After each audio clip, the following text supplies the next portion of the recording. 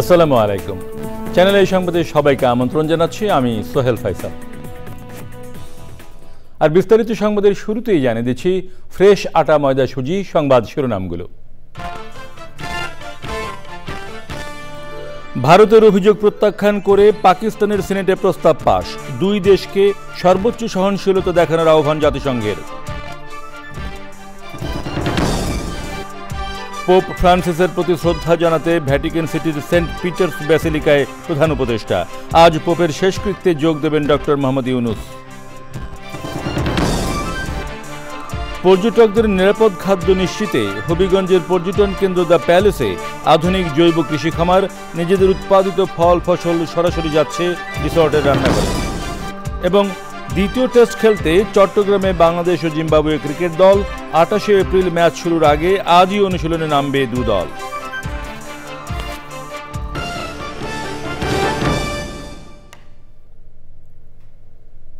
প্রিয় দর্শক, সংবাদ শিরোনামগুলো জানাচ্ছিলাম। এখনকার এই সংবাদ আয়োজন একই সঙ্গে চ্যানেলের ইউটিউব চ্যানেলে এবং চ্যানেলের ওটিটি প্ল্যাটফর্ম আই স্ক্রিনে লাইভ স্ট্রিম হচ্ছে। যাচ্ছি বিস্তারিত সংবাদে। ভারতের কাশ্মীরের পেহেলগ্রামে জঙ্গি হামলার সাথে পাকিস্তানকে জড়ানোর ঘটনায় দেশটির পার্লামেন্টের নিন্দা প্রস্তাব পাশ হয়েছে। সিন্ধু পানি বন্টন চুক্তি স্থগিতকে যুদ্ধ পরিস্থিতি হিসেবে দেখছে দেশটি। অন্যদিকে পাকিস্তানের কোয়েটায় গাড়িবোমা বিস্ফোরণে দেশটির 4 জন প্যারামিলিটারি সদস্য নিহত হয়েছেন। ভারত পাকিস্তান দুই দেশকেই সর্বোচ্চ সহনশীলতার পরিচয় দেওয়ার আহ্বান জানিয়েছে জাতিসংঘ। বিস্তারিত ডেস্ক রিপোর্টে।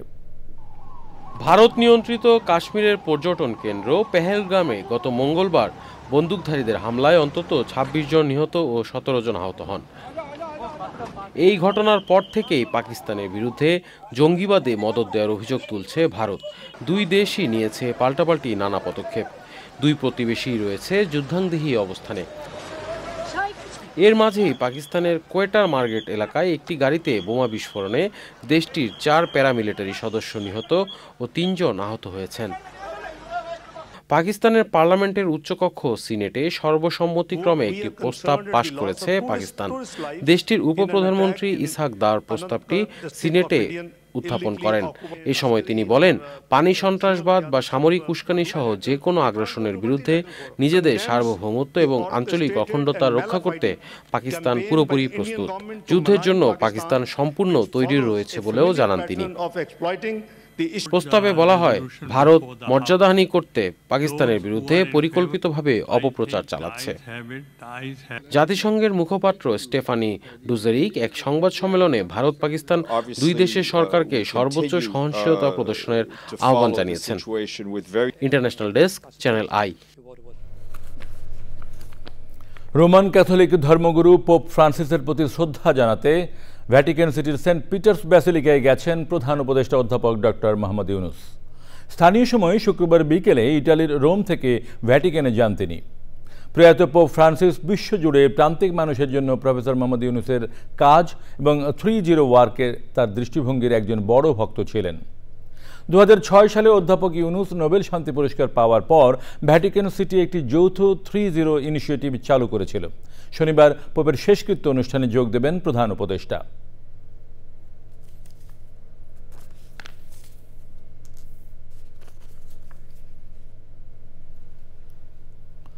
দেশের অনেক পর্যটন কেন্দ্র অতিথিদের নিরাপদ ও সতেজ খাদ্য পরিবেশন করতে গ্রহণ করছে কৃষি উদ্যোগ। একই সঙ্গে গড়ে উঠেছে অ্যাগ্রো ট্যুরিজম। হবিগঞ্জের দ্য প্যালেস তাদের প্রাঙ্গণে গড়ে তুলেছে আধুনিক জৈব কৃষি খামার। বিস্তারিত শাইখ সিরাজের রিপোর্টে। সবুজ পাহাড় ঘেরা এই নিসর্গের মাঝে সুসজ্জিত চাষাবাদ। এখানে বছর জুড়ে ফলছে মৌসুমী শাকসবজি। শুধু শাকসবজি নয়, আয়োজনটি রীতিমতো সমন্বিত খামারের। স্ট্রবেরি আছে, ক্যাপসিকাম, টমেটো, পেঁপে, বেগুন। স্টেপ বাই স্টেপ করি, একটা শেষ হওয়ার পরে যাতে আরেকটা পাওয়া যায়। এবার কি পরিমাণ লাউ পেলেন? প্রায় 300-400 কেজির মতন অলরেডি দেওয়া হয়ে গেছে। Spring onion, cherry tomato, lettuce, কয়েকটা জাতের লেটুস আছে। মিক্স কালচার করি, রুই, কাতল, মৃগেল, কালবাউস। সংশ্লিষ্টরা বলছেন পর্যটকদের কথা চিন্তা করেই এই কৃষি উদ্যোগ শুরুটা হয়েছিল খুব ছোট পরিসরে। আমাদের তখন থেকেই প্ল্যান ছিল যে এত বড় জায়গা আমরা একদম ফ্রেশ সবজি করব, প্যালেসে গেস্ট থাকবে, উনি একদম ক্ষেতের থেকে ফ্রেশ সবজিটা কিনে বাসায় চলে আসবে। এখানকার ফল ফসল সরাসরি চলে যাচ্ছে রিসোর্টের রান্নাঘরে। এটার মধ্যে লেটুস, কুকুম্বার, ফিশ সালাদ, এখানে আছে পটেটো সালাদ, এই ক্যাপসিকামটা আমাদের গার্ডেনে, এই ব্রোকলিটা আমাদের, এই পাইনাপেলটাও আমাদের। এই আধুনিক কৃষি খামারে কাজ করছেন স্থানীয় কৃষি শ্রমিকেরা। তাদের বিবেচনায় স্থানীয় অর্থনীতির জন্য এই উদ্যোগগুলো রাখছে বড় অবদান। নিরাপদ খাদ্যের তাগিদ, কৃষিভিত্তিক বাণিজ্যের সম্ভাবনা এবং অ্যাগ্রো ট্যুরিজম তারই একটি রূপ এটি।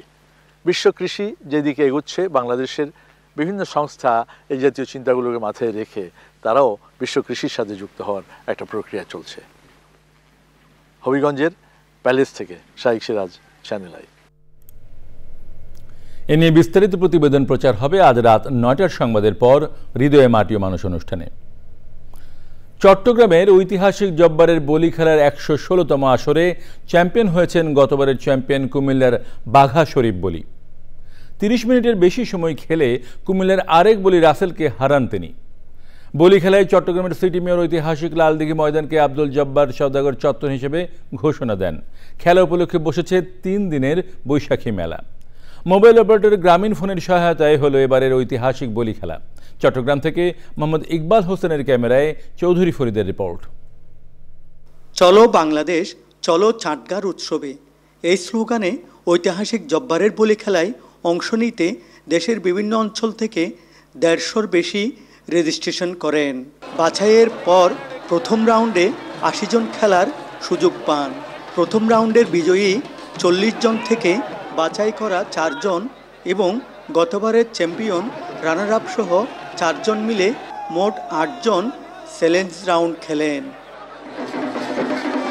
এর মধ্যে ৪ জনের ফাইনাল রাউন্ডে কুমিল্লার বাঘা শরীফ বলি দ্বিতীয়বার চ্যাম্পিয়ন হন। এবারের বলি খেলা উদ্বোধন করেন চট্টগ্রামের metropolitan police commissioner Hasif Aziz. এখানে যে একটা গোল চত্বর নির্মিত হচ্ছে, সেই গোল চত্বরটাকে এই যে আব্দুল জব্বার সওদাগরের নামে নামকরণ করার জন্য আমরা আপনাদের মাধ্যমে অনুরোধ জানাবো। মিরসরাত জনপ্রিয় খেলা যে বলি খেলা, তো আমরা অনেক দূর থেকে দেখার জন্য আসি। সকালে আসছি বান্দরবান থেকে, দেখার জন্য আমি ছোট থেকে আসি। মানে খুবই ভালো লাগে বলি খেলাতে আসতে না পারলে, মানে সারা রাত ঘুম হয় না। আয়োজক কমিটির সদস্য সচিব বলি খেলার সহযোগিতার জন্য সবাইকে ধন্যবাদ জানান।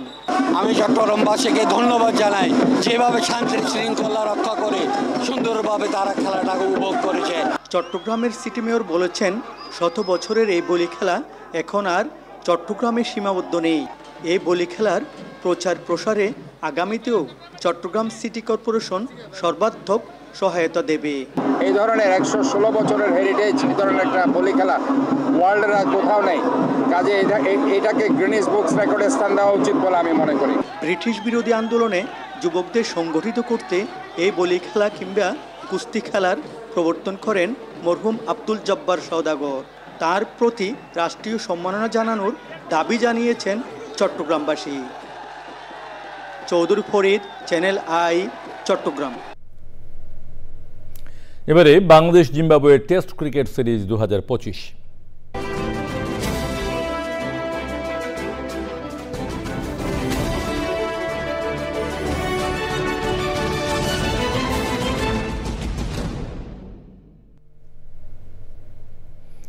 দ্বিতীয় টেস্ট খেলতে চট্টগ্রামে পৌঁছেছে বাংলাদেশ ও জিম্বাবুয়ে ক্রিকেট দল। ২৮শে এপ্রিল শুরু হবে চট্টগ্রাম টেস্ট। তার আগে আজ সকালেই অফিসিয়ালি অনুশীলনে নামছে বাংলাদেশ দল। আর সাগরিকার মাঠে দুপুরে অনুশীলন করবেন জিম্বাবুয়ের ক্রিকেটাররা। সিলেটে সিরিজের প্রথম টেস্টে ব্যাটে বলে আধিপত্য দেখিয়েছে জিম্বাবুয়ে।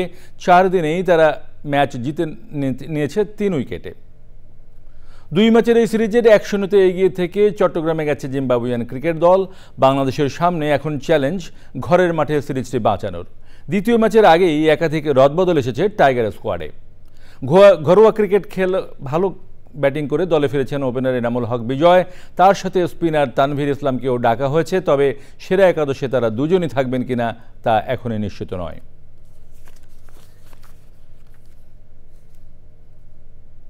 আপনারা দেখছেন চ্যানেল এই সংবাদ। এবারে খানিকক্ষণের বিরতি। সংবাদে আবার আমন্ত্রণ। বাংলাদেশ কমিউনিটি এবং সাংবাদিকদের সাথে মতবিনিময় করেছেন মেক্সিকোতে নিযুক্ত বাংলাদেশের রাষ্ট্রদূত মুশফিক ফজল আনসারী। এ সময় তিনি প্রবাসীদের কল্যাণে সরকারের নেয়া নানা পদক্ষেপ তুলে ধরেন। মতবিনিময় সভায় উপস্থিত ছিলেন মক্কা বাংলাদেশ কমিউনিটি নেতা এম জহির, মোহাম্মদ শাহাবুদ্দিন, কামাল খান, আমিন তালুকদার, বেলাল উদ্দিন, সাংবাদিক নেতা এম ওয়াই আলাউদ্দিন, সাজিদুল ইসলাম, সেলিম আহমেদ সহ বিভিন্ন অঞ্চল থেকে আগত প্রবাসী নেতৃবৃন্দ।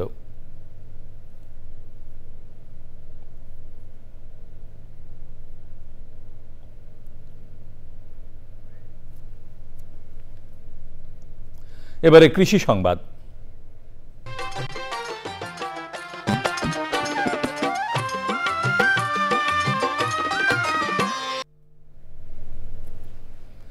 গাইবান্ধার নদী তীরবর্তী চরাঞ্চলে বেড়েছে তেল জাতীয় ফসল সূর্যমুখীর চাষ।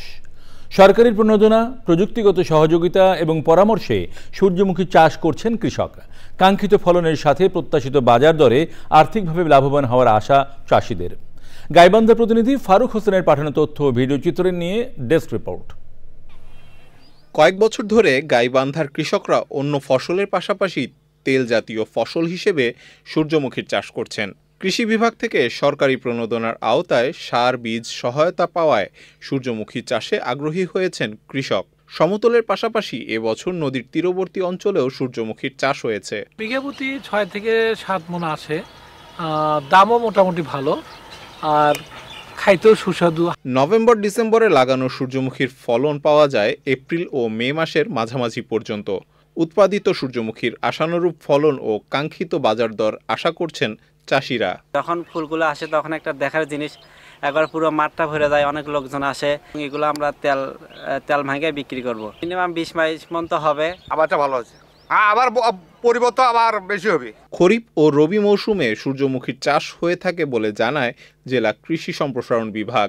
তাদেরকে পরামর্শ দেওয়া হচ্ছে কিভাবে তারা কম খরচে বেশি সূর্যমুখী চাষ করে অধিক লাভবান হতে পারবে। সূর্যমুখী শুধু শোভাবর্ধন করে না, এইটার যে তেল আছে সেইটা মানবদেহের জন্য খুবই উপকার। আপনারা নিজেরা খান, নিজেরা উৎপাদন করেন এবং নিজেরা বাজারজাত করে আপনারা বেশি পরিমাণে নিজেদের আয় বর্ধিত করেন। সূর্যমুখীর রোগবালাই খুবই কম, সেহেতু কৃষকরা এটার প্রতি খুবই আগ্রহ দেখাচ্ছে। গাইবান্ধা জেলায় এবছর 61 হেক্টর জমিতে সূর্যমুখীর চাষ হলেও আগামীতেও আরও সম্প্রসারণ ঘটবে বলছেন সংশ্লিষ্টরা। আল মুকসিদ, চ্যানেল আই। এবারে প্রকৃতি সংবাদ।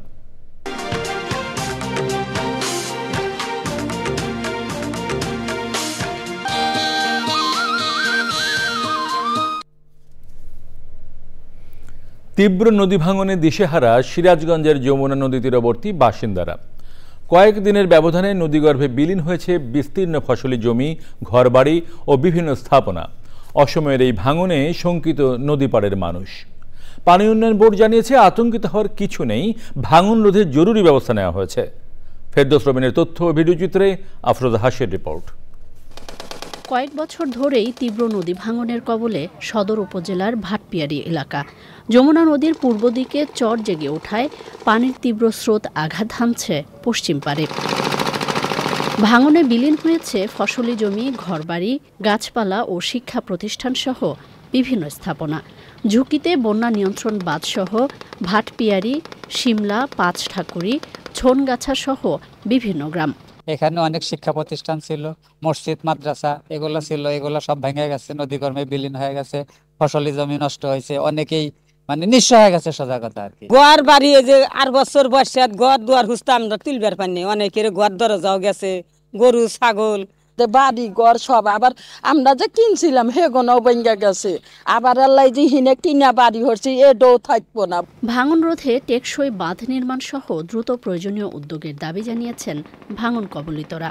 কয়েকটা ভাঙ্গা দিয়ে হিনে এসে ঠাই মতো থাকলাম, এখন যদি এই জায়গায় ভেঙে যায় তাহলে তো আমাদের আবার ফের নদী বিলীন এলাকার মধ্যে আমরা বাইন্দা দিলে আমরা এই মুক্তিটা পাই। ফের ভাঙ্গে এসে আবার এই হিনে আসতেছে, এখন এইটা ঠেকান নাই, এইটা আপনারা ঠেকান। ভাঙন রোধে জরুরি পদক্ষেপের পাশাপাশি স্থায়ী ব্যবস্থা নেওয়া হবে বলে জানিয়েছে পানি উন্নয়ন বোর্ড। আমরা ওই জায়গাতে পর্যবেক্ষণে রাখছি, প্রতি 7 দিন পর পর আমরা সার্ভে করতেছি এবং দেখতেছি যে এটা আসলে নদীর পরিস্থিতি আমরা করতেছি। ইন দ্য মিন টাইম আমরা অন্য রাজস্ব বাজেটের আওতায় থেকে আমরা ওখানে জিও টিউব ডাম্পিং করছি। ওই এলাকার লোকজন একটু আতঙ্কগ্রস্ত হয়েছে যে নদীটা ডাইরেক্ট হিট করতেছে। আমরা লোকজনকে আশ্বস্ত করতেছি আতঙ্ক হওয়ার কিছু নেই, আমরা ওই জায়গাটা যেভাবে হোক আমরা ওইটা টিকে রাখবে। এবং আশ্বাস নয়, আসন্ন বর্ষা মৌসুমের আগেই পানি উন্নয়ন বোর্ড ভাঙন রোধে জরুরি পদক্ষেপ গ্রহণ করবে বলে প্রত্যাশা ভুক্তভোগীদের। আফরোজা হাসি, প্রকৃতি ও জীবন ডেস্ক, চ্যানেল আই। এবারে খেলার খবর। মোহাম্মদ ইউনূসের সফর সঙ্গী হয়ে কাতার সফরের অভিজ্ঞতা বর্ণনা করেছেন দেশের 4 শীর্ষ নারী ক্রীড়াবিদ। তারা এ সফরে গিয়ে ক্রীড়া স্থাপনা পরিদর্শন করে মুগ্ধতার কথা শুনিয়েছেন। প্রধান উপদেষ্টার প্রেস উইং জানিয়েছে 4 ক্রীড়াবিদের এ সফর নতুন দিগন্তের সূচনা করেছে। রিপোর্টে জানাচ্ছেন সাইদুর রহমান শামীম। সরকার প্রধানের সফরসঙ্গী হিসাবে 4 ক্রীড়াবিদের বিদেশ ভ্রমণের নজির এটাই প্রথম। 4 দিনের সফরে জাতীয় ফুটবল দলের ক্যাপ্টেন আফিদা খন্দকার, শাহেদা আক্তার রিপা, জাতীয় নারী ক্রিকেট দলের 2 ক্রিকেটার শারমিন সুলতানা ও সুমাইয়া আক্তার দেখেছেন 2022-এর ফুটবল বিশ্বকাপের আয়োজক কাতারের আধুনিক ও দর্শনীয় ক্রীড়া স্থাপনা। বিশ্বকাপ ফুটবলের ফাইনালের ভেন্যু লুসাইল স্টেডিয়ামের ড্রেসিং রুম আর্জেন্টিনা ও মেসির বিশ্বকাপ জয় উদযাপনের স্মৃতি আবেগ আপ্লুত করেছে তাদের। স্বপ্নের মতো ছিল, কারণ যেখানে আর্জেন্টিনা ওয়ার্ল্ড কাপ হাতে নিয়ে উল্লাস করছে, ওই মাঠে গিয়ে আমরা মাঠটা দেখতেছি। মেসিদের রুমের আর্জেন্টিনা যেখানে ছিল ড্রেসিং রুম শেয়ার করছিল, সেখানে মানে দাঁড়িয়ে কিছুক্ষণ ভাবছিলাম যে এই মুহূর্তে মেসি এখানে মানে দাঁড়িয়ে যে ওয়ার্ম আপের জন্য রেডি হচ্ছিল। শুধু লুসাইল স্টেডিয়াম নয়, কাতারের স্পোর্টস ইনজুরি রিহ্যাবিলিটেশন সেন্টার, জিমনেশিয়ামের আধুনিক সুযোগ দেখে মুগ্ধ বাংলাদেশের নারী ক্রীড়াবিদরা। এমন সুযোগ সুবিধার সদ্ব্যবহার করে নিজেদের পারফরমেন্সের উন্নতির স্বপ্ন দেখছেন তারা। তাদের সাথে আমাদের খেলাধুলা নিয়ে আমাদের স্পোর্টস কিভাবে ডেভেলপ করতে হবে এবং ওদের কাছ থেকে অনেক কিছু জানার চেষ্টা করছি আর কি। তাদের বক্তব্য শোনার জন্য অনেক মানুষ দাঁড়ায় আছে, কিন্তু ওইটার ভিতর থেকে হচ্ছে আমাদের জন্য এক্সট্রা ভাবে যাওয়া, কেয়ার করা, ওইটা আসলে বইলে প্রকাশ করার মতো না। প্রধান উপদেষ্টার প্রেস উইং জানিয়েছে পারস্পরিক সহযোগিতার মাধ্যমে ক্রীড়াক্ষেত্রে কাতার ও বাংলাদেশ চাইছে এগিয়ে যেতে।